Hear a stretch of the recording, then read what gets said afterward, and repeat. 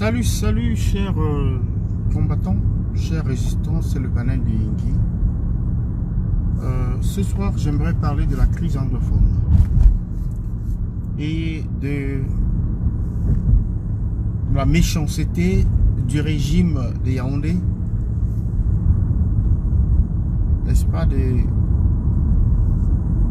mentir et de continuer à mentir au peuple camerounais et à la communauté internationale.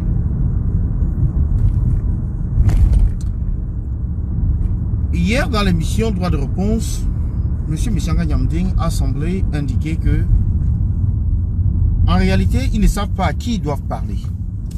En réalité, ils ne savent pas avec qui ils doivent faire le cessez-le-feu.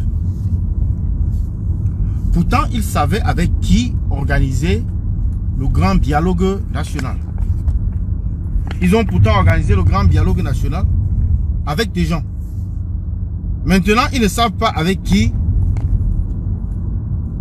discuter dans le but d'obtenir un cessez-le-feu.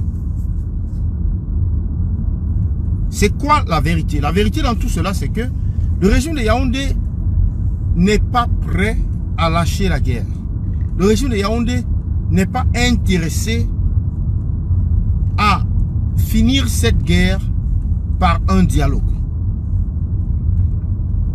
Le régime de Yaoundé sait très bien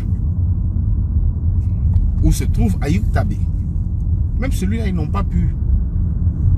Parce qu'eux, ils parlent d'Éric Tato, des autres leaders sécessionnistes qui sont à l'étranger, mais il y a ceux qui sont là sur place. Pourquoi est-ce qu'ils ne peuvent pas obtenir un cessez-le-feu avec des soi-disant anglophones avec qui ils ont fait le dialogue? Mais si, ils ont eu un cessez-le-feu avec eux. Ils ont eu un cessez-le-feu avec ceux-là. Ils les ont paradés, n'est-ce pas, sur les plateaux de télévision, disant que ce sont des jeunes soldats ambazoniens qui ont décidé de poser les armes et faire la paix. Malheureusement, plus de 6 mois plus tard, ou voire même près de 8 mois plus tard, on parle de 8 mois plus tard, cette paix-là reste imaginaire. Cette paix n'a jamais eu lieu. Pourquoi? Parce que le régime de Yaoundé, en organisant le grand dialogue national, le grand monologue ou le grand dialogue national, comme vous voulez l'appeler, il le faisait essentiellement dans le but de gagner du temps. Ça, c'était un. Deux, tromper la communauté internationale de leur bonne volonté, soi-disant bonne volonté, de résoudre la crise. Et puis, 3, créer, n'est-ce pas, la division parmi les sécessionnistes. Voilà les objectifs qui étaient visés par le grand dialogue national. Alors, lesquels de ces objectifs ont été atteints? Presque aucun. Sauf celui de peut-être tromper la communauté internationale, qui jusqu'à présent reste quand même indifférente par rapport au sort des populations du Nozo. La communauté internationale qui est d'ailleurs complice, qu'on peut citer comme complice. Parce que dans d'autres pays, ils ont eu à avoir des actions,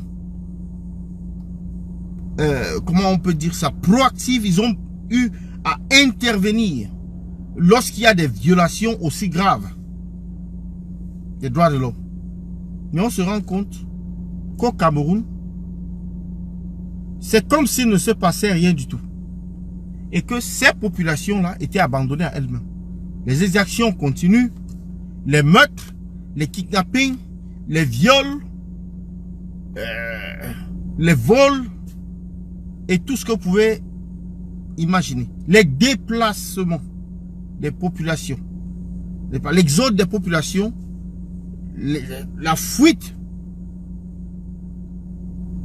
des populations vers des villes voisines vers les pays voisins, notamment le Nigeria, ça continue comme au premier jour. Rien, absolument rien n'a changé. Pourtant, l'opposition, le professeur Moïse Kamto avait pourtant dit de ne pas aller aux élections. C'est là la faute au SDF. Aujourd'hui, ils sont là à pleurnicher en disant que le gouvernement ne les a pas écoutés. Mais on savait que le gouvernement n'a pas l'intention d'écouter qui que ce soit. Eux, ils faisaient le semblant. Ils étaient en train de tourner leur pièce de théâtre. Et ils avaient besoin d'acteurs pour les accompagner dans ce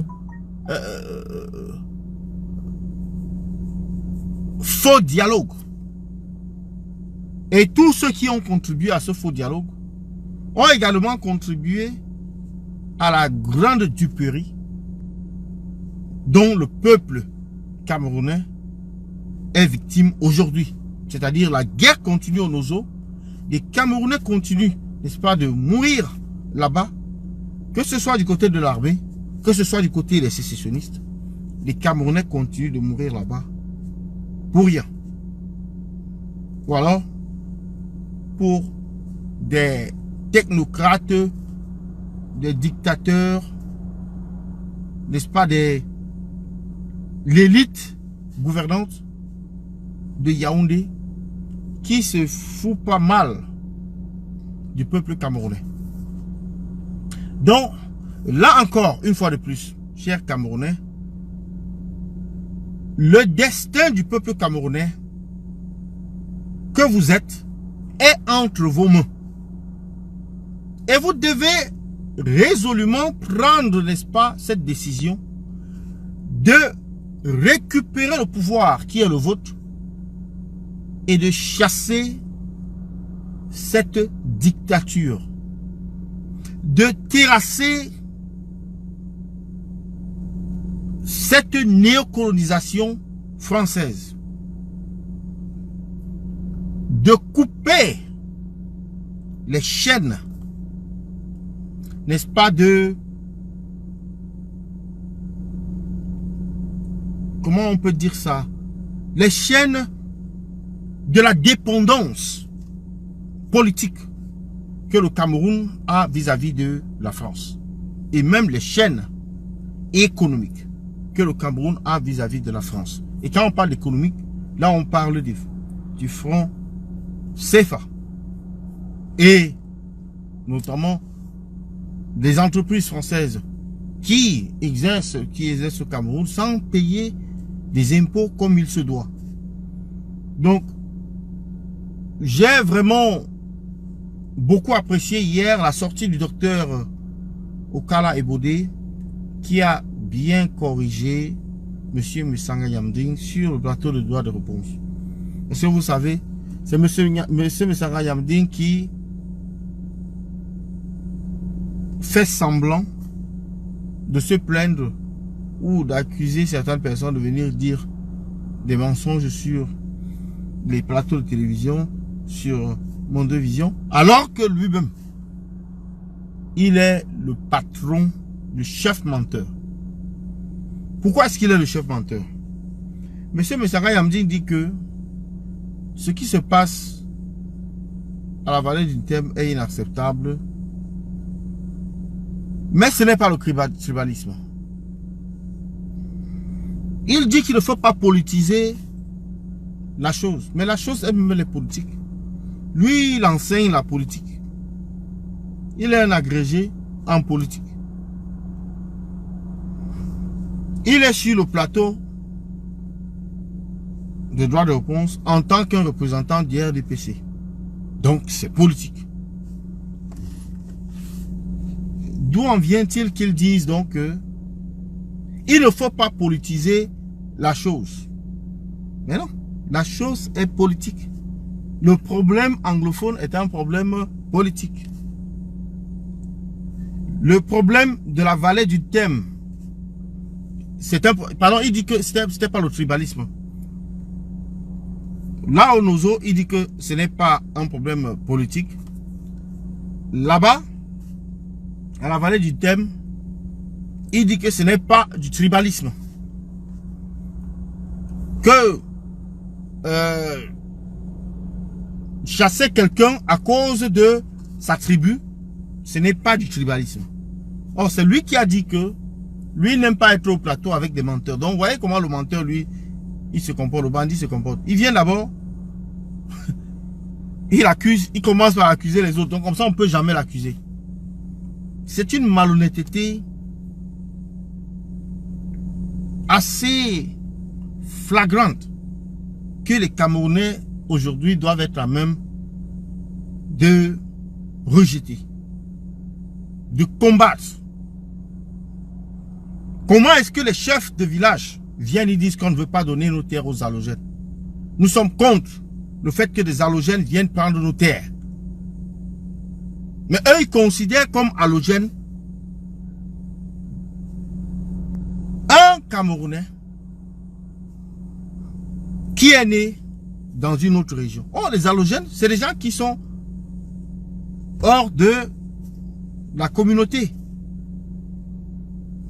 Et parmi ceux-là, il y a les Chinois.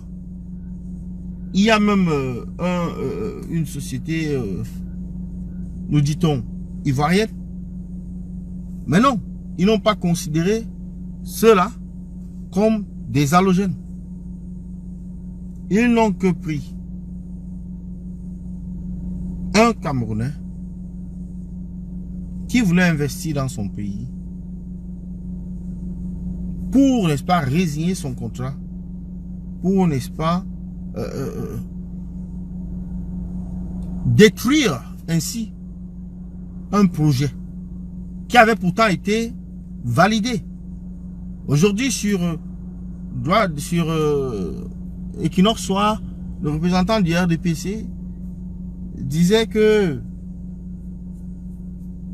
il revient, n'est-ce pas, il faudrait qu'on explique aux populations le bien fondé, n'est-ce pas, de ces projets-là, et que M. Naussi a failli dans le sens de mener cette consultation-là avec les populations riveraines. Alors que c'est l'État ou c'est le gouvernement qui tient les rênes et qui tient les cartes. C'est le gouvernement qui vend le terrain. C'est le gouvernement qui a des auxiliaires sur le terrain qui peuvent jouer le rôle, n'est-ce pas, de convaincre les populations que ce projet est un projet viable, ce projet est un projet de développement, ce projet va leur rapporter beaucoup. Mais non. On ne parle pas de ça. On dit simplement qu'il fallait respecter les règles alors que la concession avait déjà été conclue. On avait déjà donné cette concession à M. Naussi. Et voilà, aujourd'hui, qu'on retire à un investisseur, on laisse les autres investisseurs qui sont des étrangers,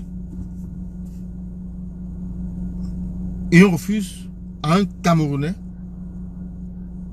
qui a pourtant le droit de se sentir à l'aise, de se sentir chez lui, partout sur le territoire camerounais. Donc, chers combattants, ce soir, j'aimerais ici appeler une fois de plus à l'éveil et à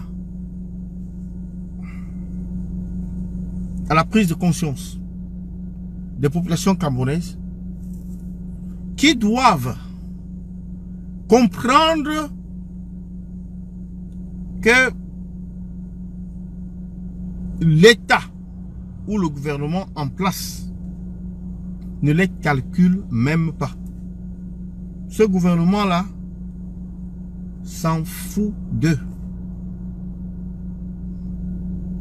Ce gouvernement-là ne les sert à rien. Avec ce gouvernement, même dans 10 ans, on sera toujours à la même position. À la même position, exactement la même position.